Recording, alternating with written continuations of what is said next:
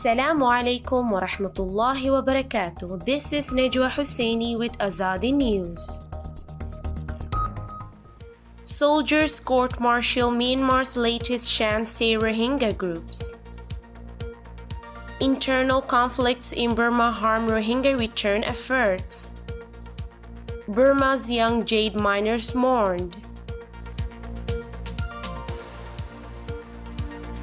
Rohingya rights groups have denounced the recent court-martial of 3 Burmese army officers as a miscarriage of justice and another of the country's sham attempts to mislead the international community. The 3 officers were convicted on June 29 for the 2017 massacre of Rohingya people in the Gudapay village of Arkan State's Buthi Dong Township, where 5 mass graves were previously uncovered. The group reiterated its demand for a transparent and impartial probe into the crimes against Rohingya in Myanmar by a competent international independent commission. Similarly, in the 2018 trial by court-martial, 4 Burmese army officers and 3 soldiers were sentenced to 10 years in prison for killing 10 Rohingya men in the Indian village of Arkan in 2017. But later, the perpetrators were released in less than 1 year, whereas the 2 Reuters journalists who exposed the massacre were detained for more than 16 months before they were pardoned following global outcry. Rights activists have long maintained that the Rohingya community will never get justice from Burma's justice system under the Aung San Suu Kyi administration.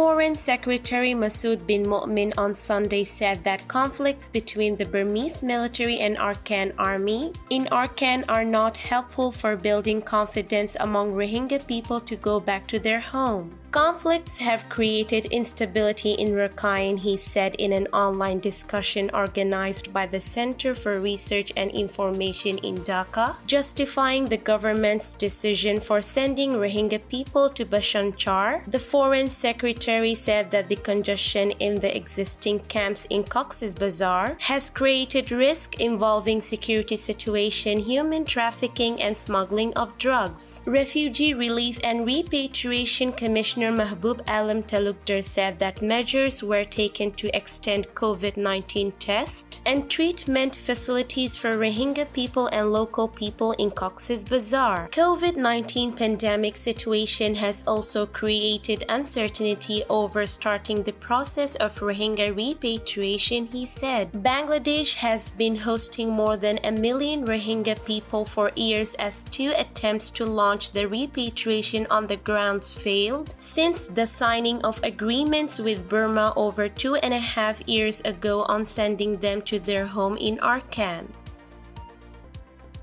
University student Samin Tu traveled hundreds of miles from home in February to work the jade mines of northern Burma in search of gems that might transform his family's modest fortunes. Instead, they offered funeral prayers for him there on Saturday for the 21-year-old, one of more than 170 people killed in a landslide on Thursday. The miners were hunting for precious stones in Hapakan, the center of Burma's secretive billion-dollar jade industry, when a wave of mud and water crashed onto them, entombing them under a layer of mud. More than a dozen miners were cremated in Hapakan on Saturday, while 41 were buried in a mass grave. 77 were buried on Friday. Thursday's disaster, the worst in memory, highlights the perils of the trade, which draws impoverished migrants from across the country seeking to make their fortune.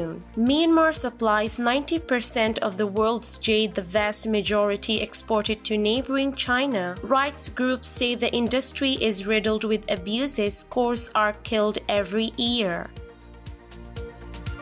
This is today's news. To get more updates about Rohingya, subscribe to our YouTube channel and hit the notification bell.